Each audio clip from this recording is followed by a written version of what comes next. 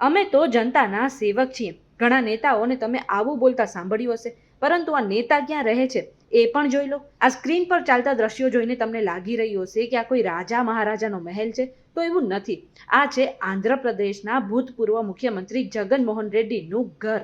આ જે હવેલી છે એ દરિયા કિનારે ઋષિકોંડા ટેકરી પર બનેલી છે, અને એવો આરોપ છે કે જગન રેડ્ડી સરકારે તેને બનાવવામાં નિયમોની અવગણના કરી છે. આ જે મહેલ છે એ 10 એકરમાં 4 મોટા બ્લોકમાં બનેલું છે, અને એવો દાવો કરવામાં આવી રહ્યો છે કે તેના ડેકોરેશન માટે સોના અને ઇટાલિયન માર્બલનો ઉપયોગ કરવામાં આવ્યો છે. હવે આ જે મહેલ છે તેને ઋષિકોંડા પેલેસ તરીકે ઓળખાય છે, અને વાયએસઆર કોંગ્રેસ સરકાર દરમિયાન તે મુખ્યમંત્રી રેડ્ડીનું નિવાસસ્થાન અને કાર્યાલય હતું. અને મહેલની આસપાસ પાકા રસ્તાઓ, પાવર સબસ્ટેશન, પાણીના નિકાલની વ્યવસ્થા પણ કરવામાં આવી છે. અને ઘણા રિપોર્ટમાં તો એવું પણ કહેવામાં આવ્યું છે કે શૌચાલય અને બેડરૂમ પાછળ 12 થી 40 લાખ રૂપિયાનો ખર્ચ પણ થયો છે.